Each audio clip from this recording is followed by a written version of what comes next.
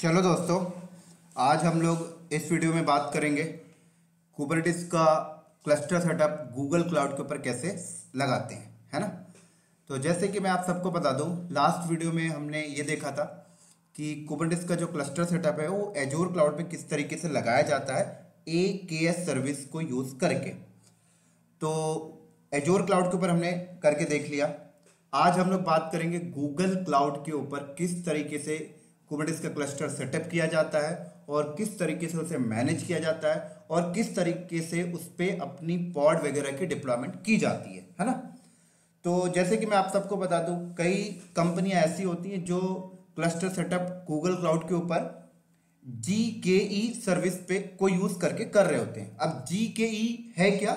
Google Kubernetes engine, है ना। तो गूगल क्लाउड के ऊपर आप आने के बाद यहां पर भी आप दो टाइप से क्लस्टर लगा सकते हो। पहला मैनुअल, दूसरा गूगल क्लाउड जो आपको platform as a service provide करता है उसके थ्रू, जिसका नाम है GKE गूगल कुबरनेटिस इंजन। हम लोग इस वीडियो में बात करेंगे प्लेटफॉर्म एज अ सर्विस, बोले तो GKE के थ्रू किस तरीके से क्लस्टर सेटअप किया जाता है। तो मैं एक बार फिर से रिपीट कर रहा हूं कि आप गूगल क्लाउड के ऊपर क्लस्टर को सेटअप करने के लिए दो तरीके आपके पास हैं। पहला मैनुअल। मैनुअल में क्या होता है, आप VM बना लीजिए, यहां पर VM को किसी VPC में रख लीजिए और अपना क्यूबेडियम टूल को यूज करिए, राइट। और पूरा का पूरा क्लस्टर सेटअप कर लीजिए। हाई अवेलेबिलिटी बनाने के लिए आप लोड बैलेंसर, ऑटो स्केलिंग वगैरह लगा सकते हैं। लेकिन इसी तरीके से गूगल क्लाउड आपको कुबरनेटिस क्लस्टर सेटअप करने का platform as a service provide करता है, जिसका नाम है GKE। स्टैंड फॉर अगर मैं बोलूं तो Google Kubernetes engine. Perfect, Google Kubernetes engine.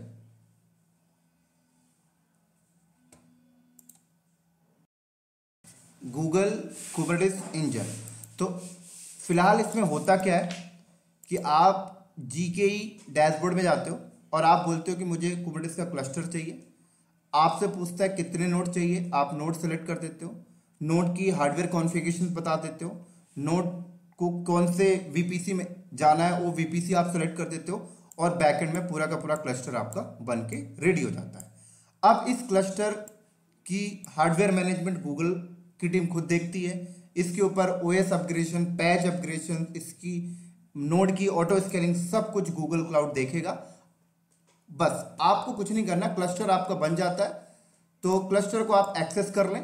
Cluster को एक्सेस करने के लिए आप अपने लैपटॉप में गूगल क्लाउड का कमांड लाइन इंस्टॉल करके आप अपने लैपटॉप से इस क्लस्टर को ऑथेंटिकेट कर लो और यहां से बैठ के आप एक्सेस करके अपने पॉड वगैरह डिप्लॉयमेंट करते जाइए, कोई प्रॉब्लम नहीं है, ठीक है। इसी तरीके से गूगल क्लाउड कहता है कि आपको अपने लैपटॉप से एक्सेस करने की भी जरूरत नहीं है, मैं खुद ही अपने ही डैशबोर्ड में क्लाउड सेल देता हूं, आप वहां से एक्सेस कर सकते हैं, राइट।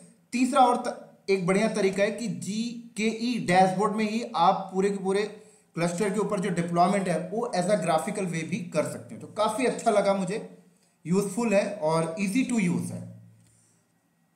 और इसी तरीके से ये भी बोलते हैं आपको कि आप ये अपने क्लस्टर को आप अपने गिटहब अकाउंट से इंटीग्रेट कर लीजिए और आप अपने डेवलपर को बोलिए कि आप डेवलपर जो भी सोर्स कोड राइट करता है पूरा का पूरा यहाँ पर एक डॉकर फाइल बना के यहाँ पर अपलोड कर दे और ये गिटहब अकाउंट आप GKE के साथ इंटीग्रेट कर दें और ये डॉकर फाइल बता दें, तो ऑटोमेटिक ये जो गूगल क्लाउड का जो GKE सर्विस है ये ऑटोमेटिक आपकी डॉकर फाइल को बिल्ड करके और बैकएंड में पॉड बना के डिप्लॉयमेंट कर देगा। तो काइंड ऑफ एक ऑटोमेशन का फीचर भी यहाँ पे मिल जाता है।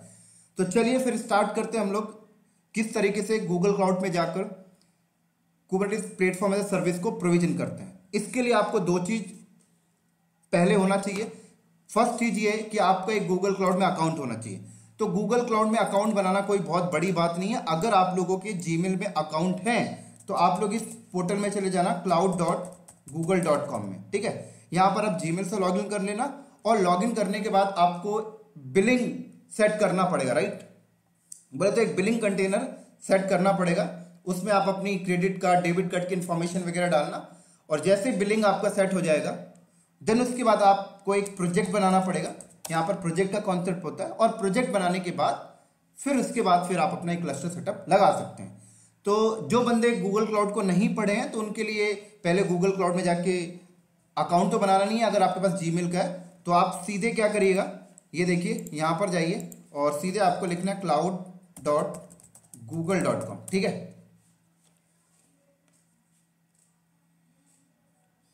cloud.google.com में आ जाए।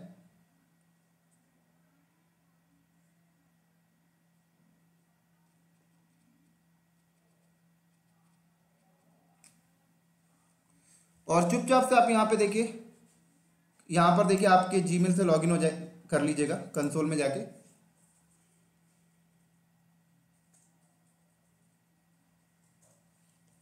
बहुत ही इजी है दोस्तों ये।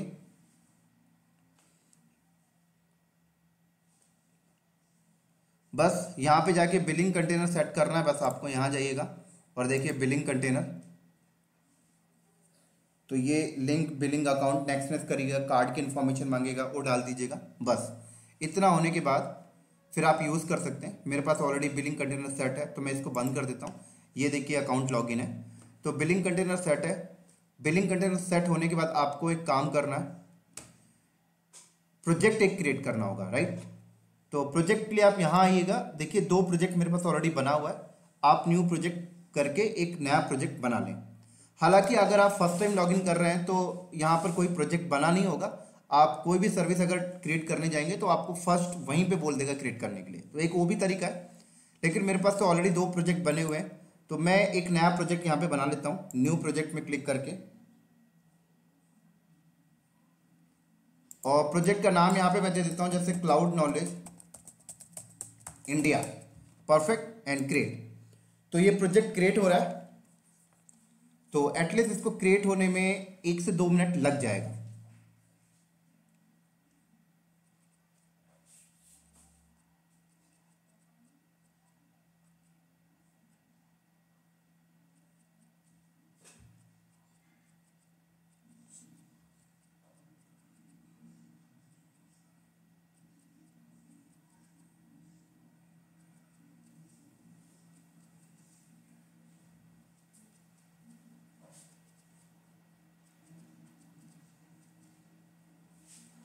देन प्रोजेक्ट क्रिएट हो गया, तो आप व्यू प्रोजेक्ट में क्लिक करें, तो देखिए आ गया क्लाउड नॉलेज इंडिया। अब देन उसके बाद आपको क्या करना, यहां जाइए और नीचे आइए, तो देखिए कुबरनेटिस इंजन, राइट। तो यहां पर आप क्लस्टर में आ जाइए।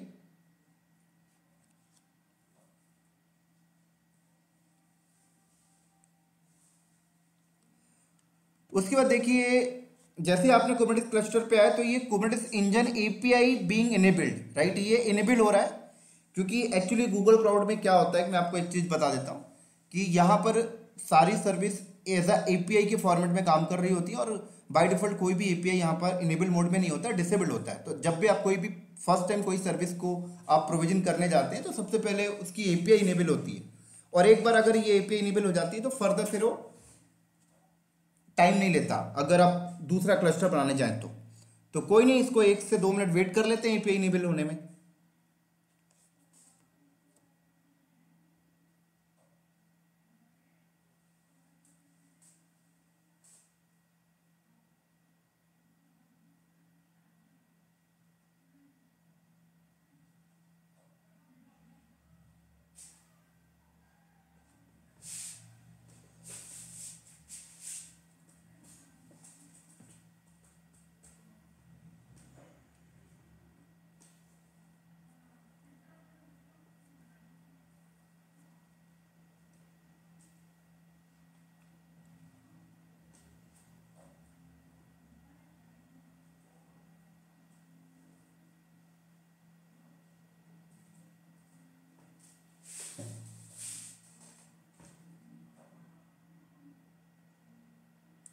टाइम लेता है थोड़ा सा, ये वेट कर लेते हैं।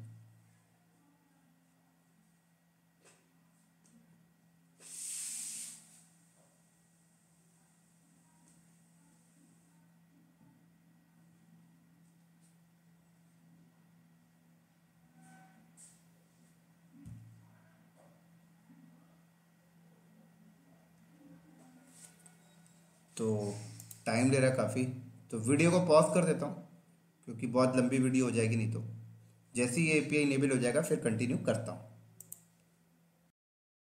तो हो गया दोस्तों ये इनेबल। अब चलते हैं। तो देखिए यहाँ पर आपके सामने बोल रहा है create cluster, deployment container and take the quick start. तो अगर आप डिप्लॉयमेंट कंटेनर करेंगे तो फटाफट क्या करेगा, बैकएंड में क्लस्टर बना देगा, आपसे क्लस्टर की कॉन्फ़िगरेशंस नहीं पूछेगा, चुपचाप से कंटेनर बनाकर आपको प्रोवाइड कर देगा। टेक द क्विक स्टार्ट करेंगे तो फटाफट जल्दी जल्दी अपने हिसाब से बाय डिफॉल्ट कॉन्फ़िगरेशन ले लेगा। अगर आपको क्लस्टर की कॉन्फ़िगरेशन खुद सेट करनी है ना, कि क्लस्टर का पीछे जो नोड है उसकी हार्डवेयर कॉन्फ़िगरेशन क्या होना चाहिए, रैम कितनी होनी चाहिए, हार्ड डिस्क कितनी होनी चाहिए, तो फिर आप यहां पर क्रिएट क्लस्टर में क्लिक करें, सबसे बेस्ट है जो।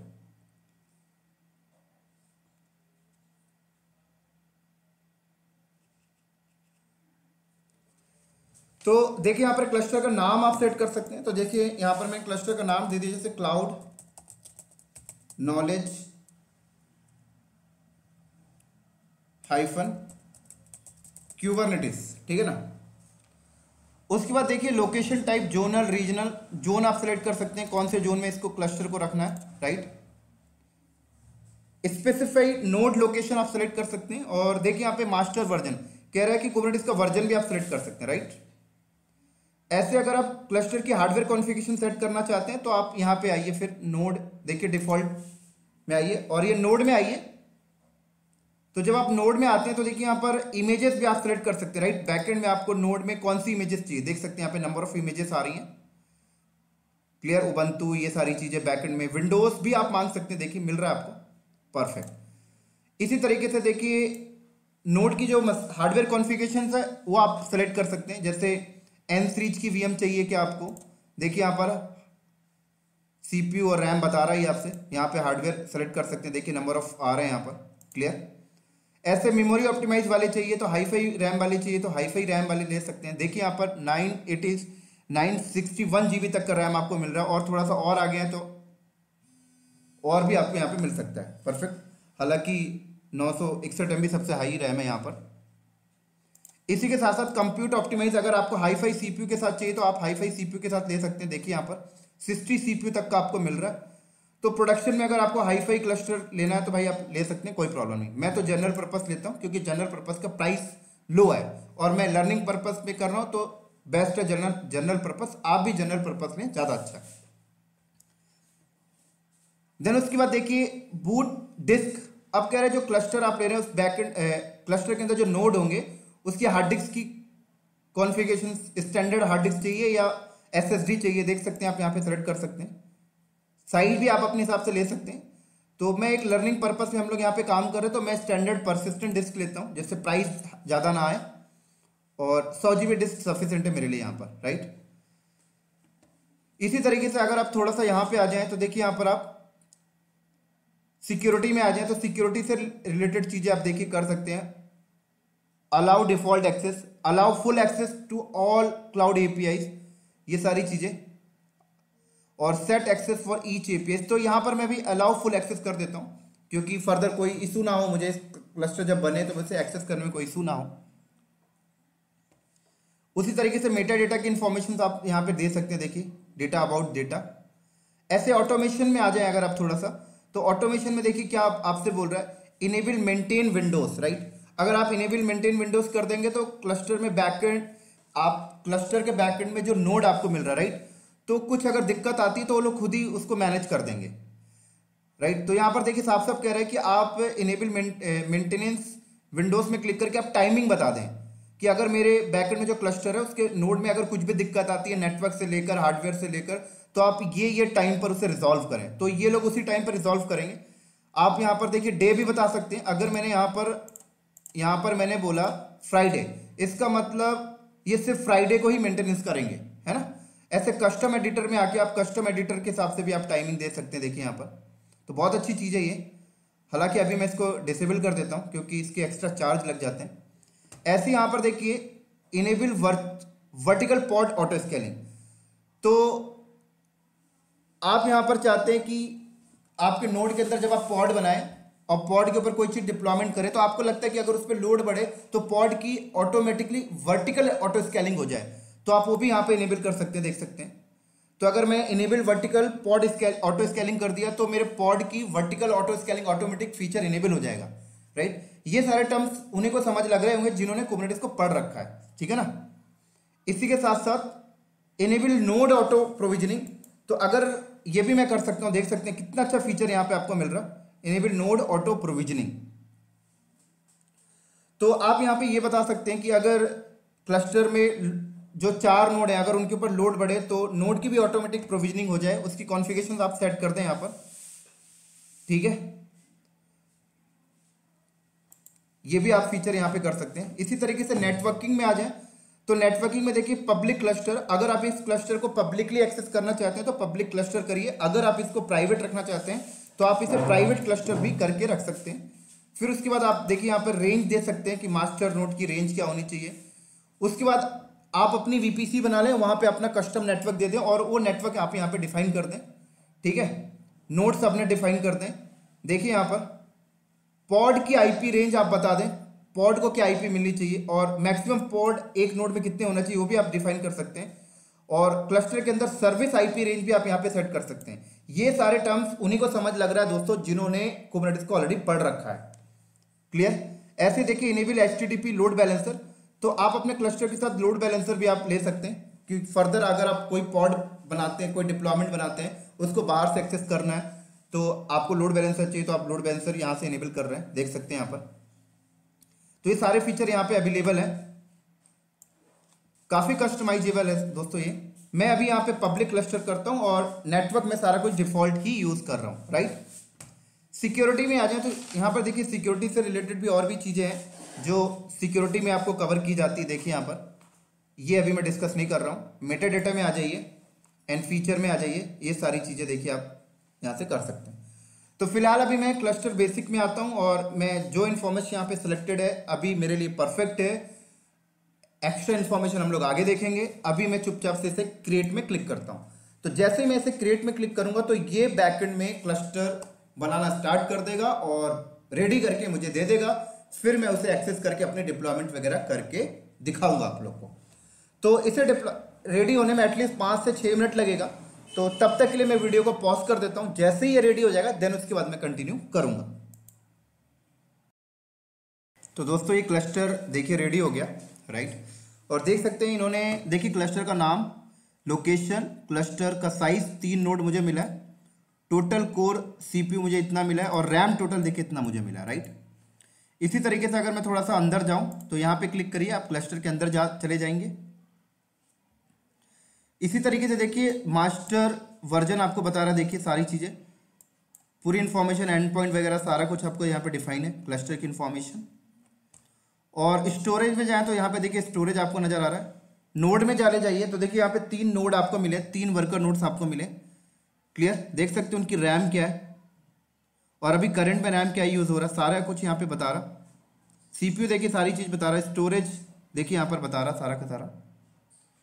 इसी तरीके से आप चाहें तो क्लस्टर बनने के बाद आप उसे एडिट भी कर सकते हैं, ऐड नोड पूल भी कर सकते हैं, देख सकते हैं यहाँ पे आप। सेम क्लस्टर की डुप्लीकेशन भी आप ले सकते हैं। अगर क्लस्टर की कॉन्फ़िगरेशन एडिट करनी है तो आप एडिट में क्लिक करें, देख सकते हैं आप लोग यहाँ पर। देख सकते हैं सारी इंफॉर्मेशन आपको यहाँ पे बोल रहा है, एडिट कर सकते हैं आप लोग जो भी करना, बेसिक ऑथेंटिकेशन वगैरह देख सकते हैं यहाँ पर। मास्टर पूरी की पूरी यहाँ पर एडिट वगैरह सब कुछ अवेलेबल है यहाँ पर।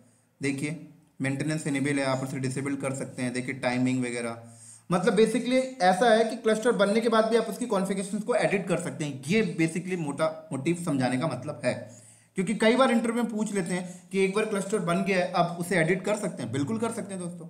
चलिए अब बात करते हैं कि इस क्लस्टर को एक्सेस कैसे करें। तो क्लस्टर को एक्सेस करने के 2 तरीके हैं। एक तो आप अपने लैपटॉप में जाइए और गूगल क्लाउड CLI को इंस्टॉल करिए और गूगल के इस अकाउंट को ऑथेंटिकेट करके आप एक्सेस कर सकते हैं। एक तरीका ये है कि आप यहीं पर ही गूगल क्लाउड के डैशबोर्ड में ही क्लाउड सेल में कनेक्ट कर सकते हैं। कैसे? यहां कनेक्ट में क्लिक करिए। जैसे ही कनेक्ट में क्लिक करते हैं तो देखिए आपसे ये क्या बोल रहा है, कह रहा है run in the cloud shell. आप यहां पर क्लिक बस कर दीजिए, अपने आप क्लाउड सेल ओपन होगा और वहां पर ये कमांड रन हो जाएगी और वहां से आप सारे के सारे क्लस्टर पे आगे पॉड डिप्लॉयमेंट वगैरह कर सकते हैं, कोई प्रॉब्लम नहीं। डन।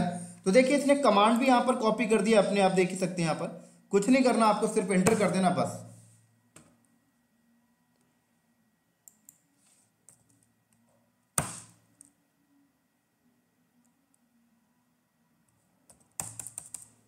kubectl चला के देखता हूं, गेट नोड्स।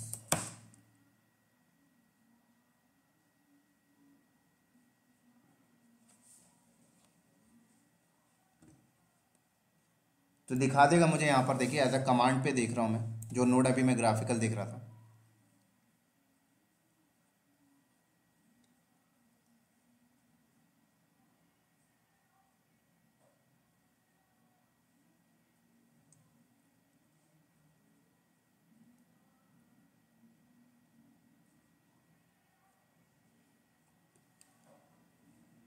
काफ़ी टाइम ले रही है। आई थिंक इसको कुछ एरर भी आया था। मैं इसको कट करता हूँ एक बार और रिफ्रेश करता हूँ और दोबारा कनेक्ट करते हैं। चलो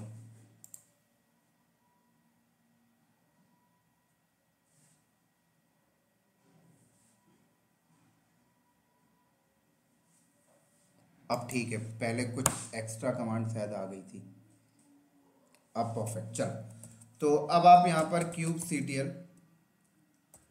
गेट नोड्स करें तो देखिए आपको यहाँ पर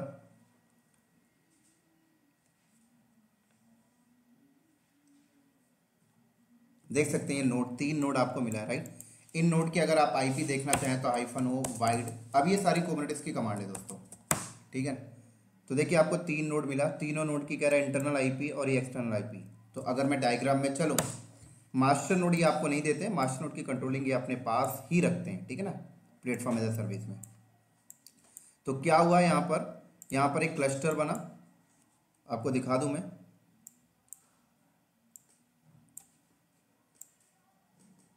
यहाँ पर एक क्लस्टर बना आपका, ठीक है, और क्लस्टर के अंदर 3 नोड है, 1 नोड, 2 नोड और ये 3 नोड, ठीक है। हर नोड की इंटरनल और एक्सटर्नल आईपी है। तो अगर इस नोड की इंटरनल आईपी की बात करूं तो इंटरनल आईपी क्या है, 10.128.0.2 और एक्सटर्नल आईपी ये रही, ठीक है, 34.72.137.181, ठीक है। अब अगले नोड की अगर इंटरनल आईपी की बात करें तो अगले नोड की इंटरनल आईपी ये 10.128.0.4 और एक्सटर्नल आईपी इसकी बात करें तो क्या है, 34.71.54.81। अब अगर आप क्लस्टर बनाते टाइम इसे प्राइवेट करते ना तो सिर्फ इंटरनल आईपी मिलती, एक्सटर्नल आईपी नहीं मिलती, बस ध्यान रखना। अभी हमने इसको पब्लिकली किया है इसलिए इसे एक्सटर्नल भी मिला है। थर्ड वाले नोड की इंटरनल आईपी क्या है, 128.0.3 और एक्सटर्नल आईपी क्या है, एक्सटर्नल आईपी है 34.67.10.205। परफेक्ट। तो देखिए ये क्लस्टर उन्होंने हमें दे दिया, राइट। अब बात करते हैं कि भाई मैं कोई पॉड बनाना चाहता हूं तो कैसे बनाएंगे। तो मैं इसको एक काम करता हूं, थोड़ा सा इसको बड़ा कर लेता हूं, राइट, और इसको मैं डुप्लीकेट ओपन कर लेता हूं। यहां पर मैं इसके कंसोल पे काम कर लेंगे।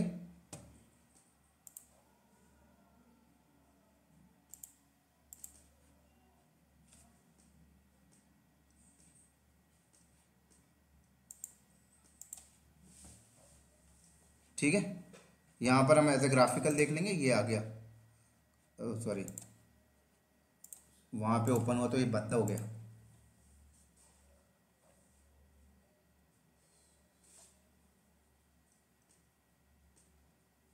चलो दोबारा इसको कनेक्ट कर लिया मैंने, परफेक्ट। तो अब मैं इस पे कोई पॉड आपको बना के दिखाता हूँ। kubectl गेट पॉड्स करूँ तो कोई भी पॉड अभी यहाँ पर अवेलेबल नहीं है। पॉड कैसे बनाते हैं आप सबको पता है, kubectl रन पॉड का नाम मैंने यहाँ पे दे दिया web hyphen server hyphen image equal to nginx, ये लो, राइट। उसके बाद मैं अगर यहाँ पर kubectl गेट पॉड्स करता हूँ तो देखिए पॉड बन रहा है यहाँ पर, परफेक्ट रनिंग हो गया, राइट। इस पॉड की अगर मैं आईपी देखूं तो -O वाइड, ये देखिए पॉड की आईपी है। क्लियर? अब इस पॉड के अंदर जो भी चल रहा है, अगर मैं वो एक्सेस करना चाहता हूं, राइट, पॉड के अंदर एनजीनिक्स चल रहा है, मैं एनजीनिक्स को एक्सेस करना चाहता हूं, तो अगर ये क्लस्टर जो बना है, इस क्लस्टर के अंदर बोले तो इस क्लस्टर के अंदर मैं अगर किसी भी नोड में चला जाऊं, क्लस्टर के अंदर इस नोड में चला जाऊं या इस नोड में चला जाऊं और इस नोड में चले जाऊं और यहां पे जाके कर्ल करूं पॉड की आईपी को, तो मुझे बता देगा इस पॉड के अंदर क्या चल रहा है, राइट। लेकिन अगर मैं बात करूं, मैं अपने लैपटॉप से एक्सेस करने की कोशिश करूं, कहां से? फॉर एग्जाम्पल ये मेरा लैपटॉप है, दिस इज माई लैपटॉप, ठीक है, ये क्या है, मेरा लैपटॉप है, दिस इज माई लैपटॉप। और अगर मैं अपने लैपटॉप की आईपी एड्रेस चेक करता हूं, भाई मेरे लैपटॉप की आईपी एड्रेस क्या है, माई आईपी एड्रेस, तो मेरा लैपटॉप का आईपी एड्रेस जो है वो क्लस्टर से एकदम बाहर का आईपी है ना। बोले तो मैं एक कस्टमर हूं एक प्रकार से। तो अगर मैं अपने लैपटॉप से बैठ के देखना चाहता हूं कि भाई इस क्लस्टर के अंदर ये जो पॉड है, पॉड की आईपी है, इसके अंदर जो चल रहा है मैं एक्सेस करना चाहता हूं, तो मैं नहीं कर सकता, है ना। और आप देख भी सकते हैं कि ये पॉड क्लस्टर के कौन से नोड पे चल रहा है। देखिए यहाँ पे, देखिए नोड का नेम भी आ रहा है। अगर आप kubectl get नोड अगर आप करें तो देखिए ये जो पॉड है, ये पॉड इस नोड में चल रहा है और ये नोड आप यहां से मैच कर लें, ये वाला देखिए, राइट। बोले तो सेकंड, जिसकी आईपी 4 है, 4 बोले तो इस पे, तो ये जो पॉड बना वो इस पे चल रहा है ना। और मैं पॉड की आईपी क्या है, देखिए पॉड की आईपी 10.20.0.6। अगर मैं अपने लैपटॉप से बैठकर कर्ल करूं तो नहीं होगा रिस्पॉन्स। चलो करके देख लेते हैं। कॉपी करता हूं यहां पर मैं, और यहां पर आया मैं, नहीं होगा देखिए, क्योंकि पॉड की जो आईपी होती है वो इंटरनल होती है, क्लस्टर के अंदर ही प्राइवेट होती है। तो अगर मैं बाहर से बैठ के एक्सेस करना चाहता हूं तो क्या करना होगा? तो याद करिए मैंने आपको फर्स्ट डे बताया था, फर्स्ट डे मैंने आपको बताया कि जो भी आपने पॉड बनाया उसकी क्या बनाओ, डिप्लॉयमेंट। तो डिप्लॉयमेंट तो वैसे हालांकि अपने आप बन गया यहां पर। अगर मैं गेट ऑल करूं, तो अगर मैंने गेट ऑल किया, सॉरी उसने डिप्लॉयमेंट भी नहीं बनाया है, सिर्फ उसने पॉड बनाया है।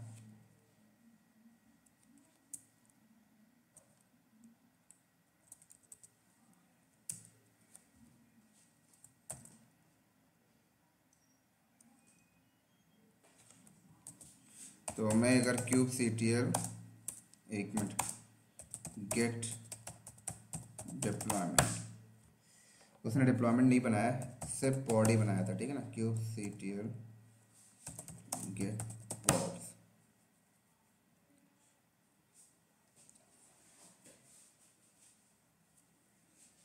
तो मैं क्या करना पड़ेगा मेरे को यहाँ पर कि जो मैं पॉड बनाऊँ उसके ऊपर एक डिप्लॉयमेंट भी बने, क्योंकि जब डिप्लॉयमेंट बनेगा तभी मैं उसे क्या कर पाऊंगा,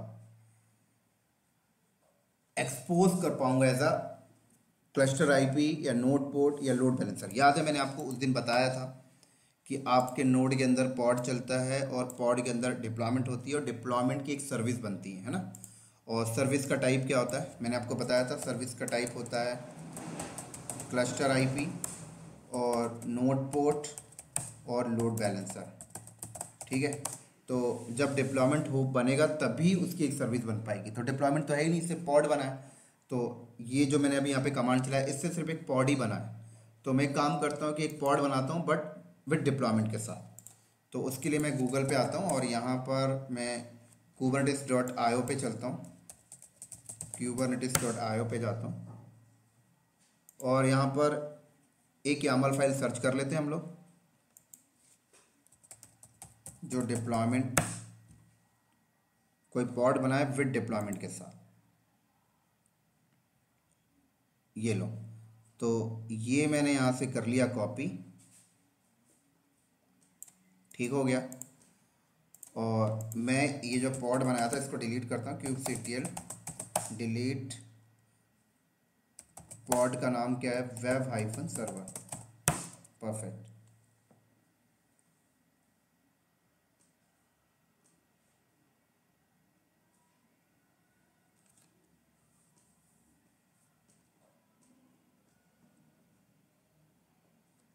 डन। उसके बाद मैं डेप डॉट यामल और पेस्ट कर देते हैं यहाँ पर, ठीक है। तो देखो यहाँ पर क्या है, काइंड ऑफ डिप्लॉयमेंट बन रहा है, और यहाँ पर देखिए इमेज ये जो यूज़ कर रहा है मेटा डेटा एनजिनिक्स यूज़ कर रहा है, ठीक है। रेप्लिका उसके 3 ले रहा है, तो मैं 3 नहीं 1 ही कर देता हूँ, फाइल को सेव करके बाहर आया। ये सारी चीज़ें आपको समझ लग रही होंगी क्योंकि हमने ये यामल फाइल वगैरह पहले ही कर रखा है। kubectl apply -f dep YAML, done. उसके बाद अगर मैं यहाँ पे kubectl get all करता हूँ, तो अब देखिए यहाँ पर डिप्लॉयमेंट भी बना है इसका, राइट। तो जब डिप्लॉयमेंट बना है तो मैं डिप्लॉयमेंट को की एक सर्विस अब बना सकता हूँ, है ना। और सर्विस का टाइप क्या, देखिए cluster IP, node port, load balancer, ये तीनों टाइप मैंने आपको समझा रखा है। तो बेसिकली मेरा मुद्दा इस वीडियो में ये है कि मैं अपने लैपटॉप से एक्सेस करना चाहता हूँ। तो मैं क्या करूंगा, ये जो डिप्लॉयमेंट बना ना, ये डिप्लॉयमेंट की मैं एक सर्विस बनाऊंगा, और सर्विस का टाइप मैं लोड बैलेंसर रखूंगा। क्या रखूंगा, लोड बैलेंसर। तो जब मैं एक सर्विस बनाऊंगा इस डिप्लॉयमेंट का, और डिप्लॉयमेंट का जब मैं सर्विस बनाऊंगा, सर्विस का टाइप लोड बैलेंसर बनाऊंगा, तो बैकएंड में होगा क्या, ये समझाना चाहता हूं। तो बैकएंड में ये होगा कि गूगल क्लाउड क्या करेगा, आपके लिए एक लोड बैलेंसर प्रोविजन कर देगा। क्या करेगा, एक आपके लिए लोड बैलेंसर प्रोविजन कर देगा, और इस लोड बैलेंसर में ये तीनों के तीनों नोड ऐड हो जाएंगे। ध्यान रखिएगा, तीनों के तीनों नोड ऐड हो जाएंगे, ये तीनों नोड यहां पे आके ऐड हो जाएंगे, ठीक है। उसके बाद लोड बैलेंसर की एक आईपी आपको प्रोवाइड कर देगा। क्लियर। तो लोड बैलेंसर की जब एक आईपी प्रोवाइड कर देगा, तो मैं यहां से बैठकर लोड बैलेंसर की इस आईपी को हिट मारूंगा, तो ये लोड बैलेंसर क्या करेगा, इस नोड पे लेके चला जाएगा, पहले वाले नोड पे। और पहला वाला नोड क्या होगा, पहला वाला नोड मुझे इस पॉड तक लेके चला जाएगा। ऐसे कोई अलग कस्टमर हिट किया लोड बैलेंसर की आईपी को, तो ये लोड बैलेंसर इस नोड के साइड भेज देगा, राइट। और तीसरा कस्टमर हिट किया तो लोड बैलेंसर इस नोड के साइड हिट कर देगा। चलिए देखते हैं फिर हम लोग इसको करके। तो सर्विस कैसे बनाते हैं, तो अगर मैं यहां पर ऑल किया तो देखिए यहां पर सर्विस एक भी नहीं है, ये डिफॉल्ट वाली सर्विस आ रही है, राइट। ये मेरी सर्विस नहीं है, ये क्लस्टर की सर्विस है जो क्लस्टर के कंपोनेंट से बात करवा रही है। तो मैं अपनी सर्विस कैसे बनाऊंगा, kubectl एक्सपोज, डिप्लॉयमेंट को एक्सपोज कर रहा हूं मैं, और डिप्लॉयमेंट का नाम ये है एनजिनिक्स डिप्लॉयमेंट, ठीक है ना। तो ये डिप्लॉयमेंट का नाम मैंने यहां से कॉपी किया और यहां पर पेस्ट, ये लो। उसके बाद मैंने हाइफन टाइप, डिप्लॉयमेंट का टाइप यहां पर क्या लिया मैंने, लोड बैलेंसर। क्या लिया, लोड बैलेंसर। और हाइफन पोर्ट, और पोर्ट मैंने यहां पर 80 ले लिया। परफेक्ट। अब देखिए दोस्तों, डन हो गया। अब मैं उसके बाद गेट ऑल करता हूं। तो जैसे गेट ऑल किया तो देखिए यहां पर एक सर्विस बन गई, और यहां पर देखिए एक्सटर्नल आईपी। अब देखिए ये लोड बैलेंसर की आईपी अभी पेंडिंग है, इसका मतलब बैकएंड में वो लोड बैलेंसर अभी रेडी कर रहा है। जैसे रेडी कर देगा तो मुझे वो आईपी प्रोवाइड कर देगा लोड बैलेंसर की। तो वेट कर लेते हैं थोड़ा सा, और जैसे आईपी प्रोवाइड करेगा वो यहां पे मैं लिख भी दूंगा।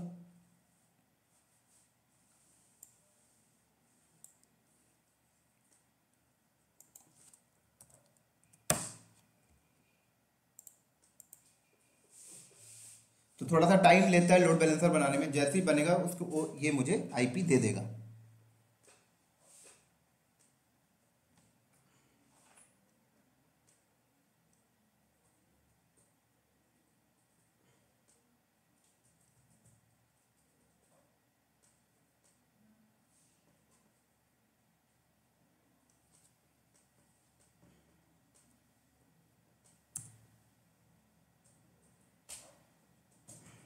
डन।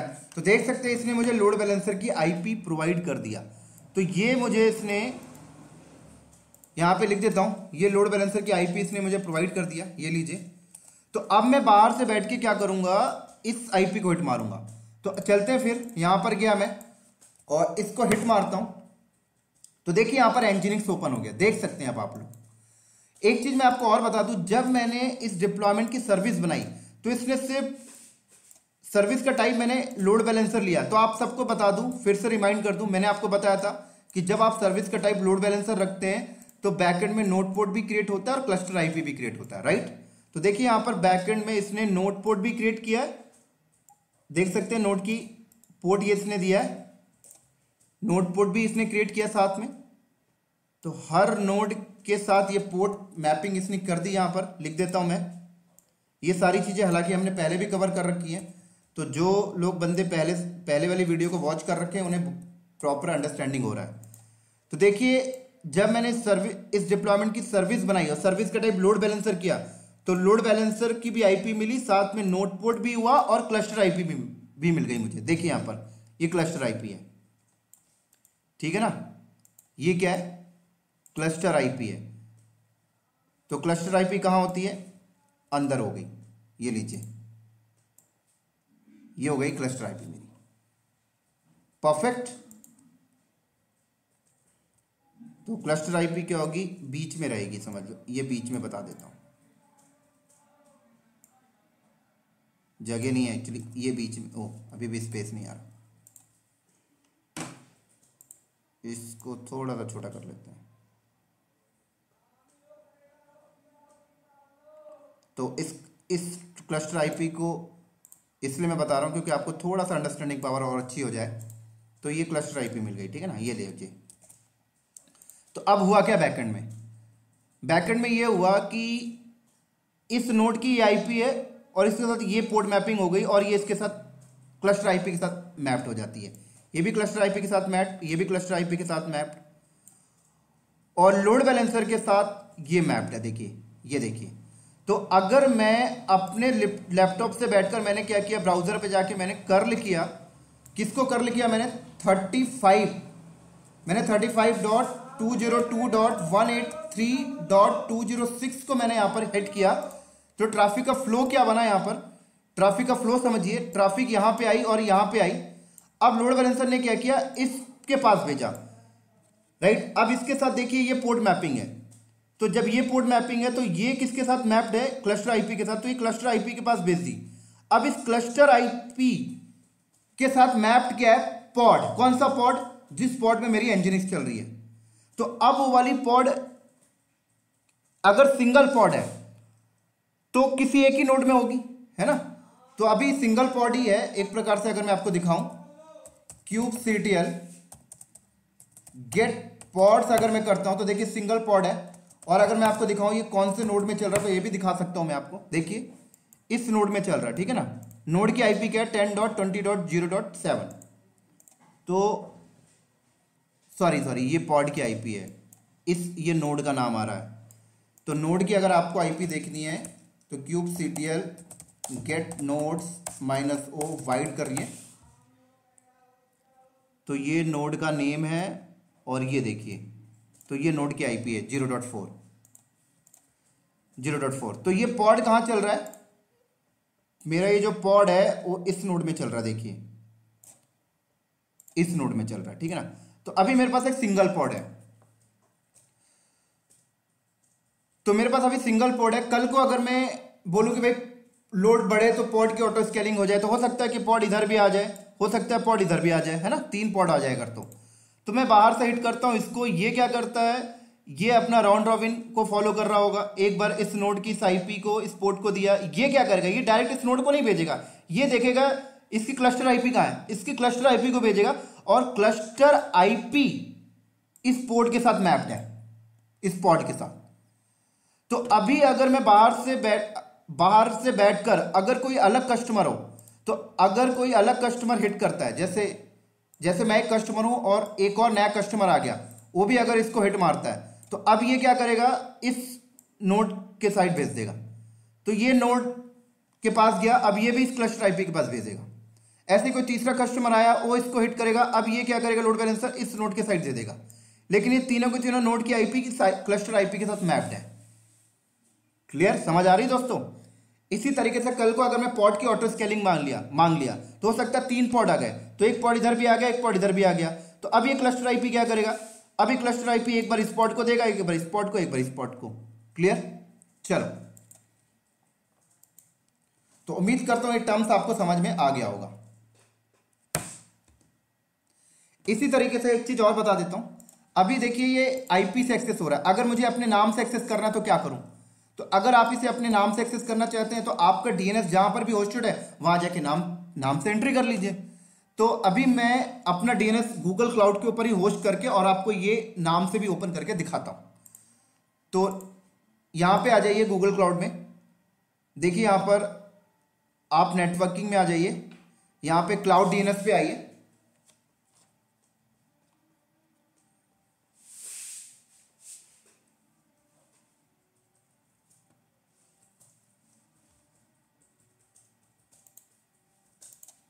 और क्रिएट जोन, तो मैंने डोमेन परचेज कर रखा है GoDaddy से, तो यहां पर मैं होस्ट कर देता हूं जल्दी से cloudknowledges.com। सॉरी, यहां तो जोन का नेम आया और यहां आएगा आपका cloudknowledges.com। Perfect, DNS security of है एंड क्रिएट, बस। मुझे वेरिफिकेशन करनी पड़ेगी GoDaddy में जाके, तो मैं GoDaddy में चलता हूँ, GoDaddy लॉगिन।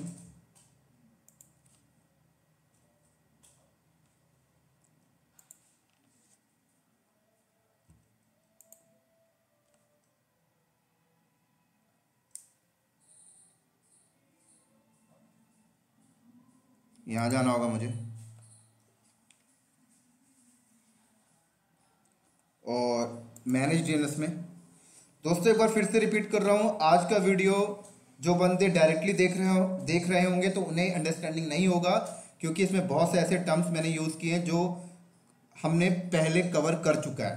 तो अगर आपने कुबरनेटिस का पहले का वीडियो देख रखा है, जैसे dot port, cluster IP, load balancer, इन सबको हमने सेपरेट टॉपिक बनाया था। पॉड कैसे बनाते हैं, डिप्लॉयमेंट क्या होता है, रेप्लिका सेट, तो ये सारे टॉपिक अगर आपने कर रखा है तो आपको ये वीडियो बहुत अच्छे से समझ में आ रहा होगा। तो उम्मीद करता हूं कि आप पहले उस वीडियो को वॉच करें, देन उसके बाद इसे आए। तो अब मुझे यहां पर ये सारे नेम सर्वर यहां से कॉपी करके लाने होंगे। ये नेम सर्वर मैंने यहां से कॉपी किया, ये लीजिए, और यहां पर जाके मैंने अपडेट कर देता हूं, ये डॉट हटा देता हूं।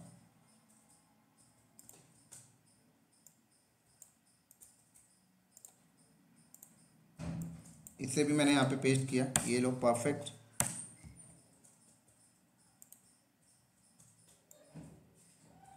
इसे भी यहाँ से कॉपी किया, परफेक्ट, और इसे भी यहाँ से कॉपी किया, परफेक्ट। चलो डॉट हटा दीजिए और सेव करता हूँ यहाँ पर।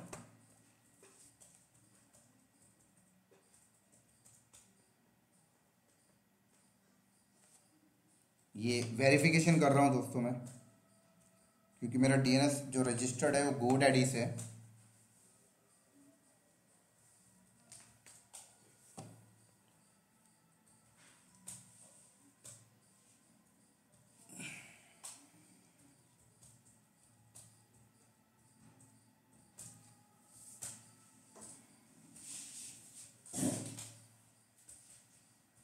डन। अब आ जाइए यहाँ पर, तो अब मैं यहाँ पर देखिए ऐड रिकॉर्ड सेट करता हूँ, और यहाँ पे नाम मैंने www कर लिया, ए रिकॉर्ड, और यहाँ पर सेकंड करता हूँ भाई, ठीक है ना। और यहाँ पर ये लोड बैलेंसर की आईपी, ठीक है ना, तो ये लोड बैलेंसर की आईपी, और यहाँ पर अब मैं कर देता हूँ पेस्ट, परफेक्ट, डन। उसके बाद क्रिएट में क्लिक करिए, डन। उसके बाद अब मैं इस आईपी को ना हिट करके मैं यहाँ पे क्या करूँगा, www.cloudknowledges.com। तो ये थोड़ा सा टाइम लेता है क्योंकि मेरे कैसे का दिक्कत रहता है, मैं दूसरे ब्राउज़र में इसको ओपन करता हूँ।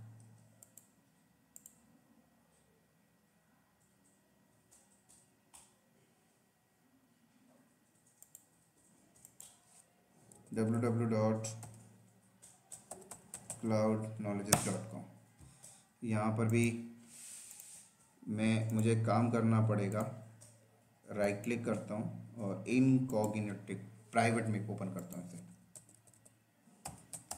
क्लाउड नॉलेज यहाँ पर भी आ रहा है, तो आई थिंक मेरे को थोड़ा सा 5 से 10 मिनट का वेट करना पड़ेगा दोस्तों इसके लिए।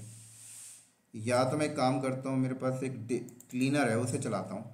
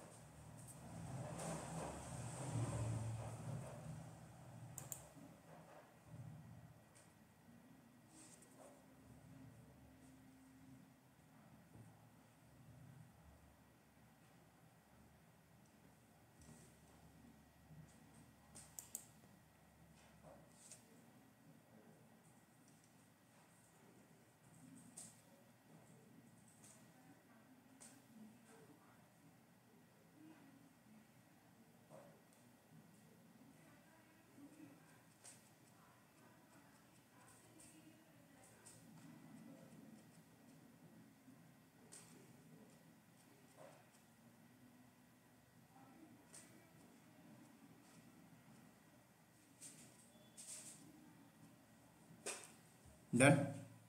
अब आई थिंक क्रोम ओपन करते हैं।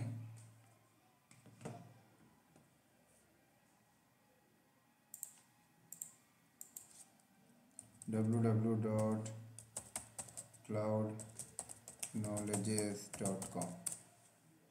अभी भी नहीं ओपन हो रहा, थोड़ा सा कैसे का दिक्कत रहता ही है दोस्तों यहाँ पर।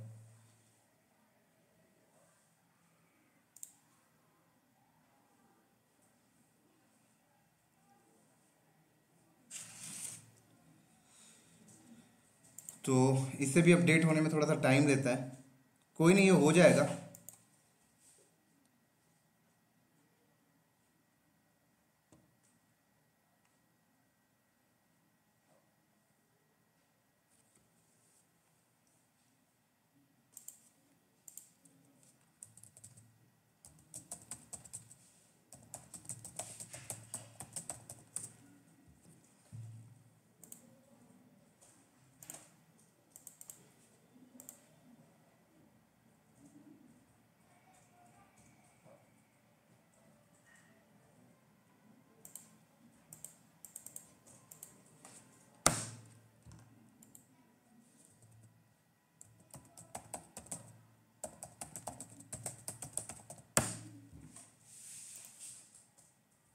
थोड़ा सा वेट करना पड़ेगा, तो कोई नहीं दोस्तों, इसको आप लोग अपने से करके देख लीजिएगा, ये कोई बहुत बड़ी बात नहीं है।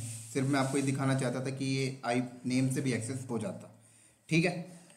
तो इसी तरीके से हम लोग इस वीडियो को यहीं पर करते हैं स्टॉप, और आई थिंक अभी टॉपिक और भी है, तो अगले वीडियो में हम लोग इसके आगे देखेंगे कि किस तरीके से ये जो हमने क्लस्टर लगाया इसके ऊपर ऑटोमेशन डिप्लॉयमेंट कैसे करेंगे, गिटहब से इंटीग्रेट करके कैसे करते हैं, और ग्राफिकल वे से कैसे डिप्लॉयमेंट वगैरह करेंगे, ये सारी चीज़ें भी देखने वाले हैं। तो एटलीस्ट 3 से 4 वीडियो गूगल क्लाउड के ऊपर से क्लस्टर पे काम कैसे करते हैं इन पे जाने वाली हैं। आई थिंक 3 वीडियो तो बनाऊंगा मैं, अभी ये 50 मिनट का हो गया, तो मैं इसे स्टॉप करता हूँ क्योंकि काफ़ी लंबा हो जाएगा। तो अगले वीडियो में हम लोग देखेंगे कि ये जो हमने अभी तक जो डिप्लॉयमेंट कर रहे थे वो ऐसा कमांड लाइन था, ठीक है ना, कमांड लाइन एक्सेस करके कर रहे थे, हम ग्राफिकल में कैसे करेंगे, राइट। यहीं पर हम पॉड बनाएंगे ग्राफिकल से, यहीं पर हम उसे डिप्लॉयमेंट को एक्सपोज करेंगे एज अ लोड बैलेंसर, पूरा का पूरा माउस से करके देखेंगे ग्राफिकल। इसी तरीके से हम ये भी देखेंगे कि अपने गिटहब के साथ कैसे इंटीग्रेट करके वहाँ गिटहब में अपना डॉकर फाइल रख देंगे, और ऑटोमेटिक बिल्ड होगा किस तरीके से अपने आप पॉड बना के उस पर डिप्लॉयमेंट करता है। ये सारी चीजें हम लोग आगे की वीडियो में देखने वाले हैं। तो ठीक है दोस्तों, इस वीडियो को करते हैं यहीं पर स्टॉप। हाँ, एक चीज और है कि ये जो हमारा यहाँ पे नहीं हो रहा है, ये आप लोग जब करें तो थोड़ा सा आप लोग पेशेंस के साथ 5-10 मिनट रुक जाए और ट्राई कर लें, है ना, तो एक कॉन्फिडेंस लेवल इंक्रीज हो जाता है। तो ये चीज मैं आप लोगों को होमवर्क के लिए छोड़ देता हूँ। हालांकि मैंने पूरा तो करा ही दिया, सिर्फ वेट करके चेक करना है, तो मैं वेट यहाँ पे नहीं कर रहा हूँ क्योंकि काफी ज्यादा टाइम हो जाएगा, फिर आप लोग कर लीजिएगा। तो ठीक है दोस्तों, फिर हम लोग अगले वीडियो में मिलते हैं कि यही काम ग्राफिकल से कैसे करते हैं। तो नेक्स्ट वीडियो में मिलते हैं। सेम टॉपिक के अगले पार्ट में। तब तक के लिए दोस्तों बाय बाय।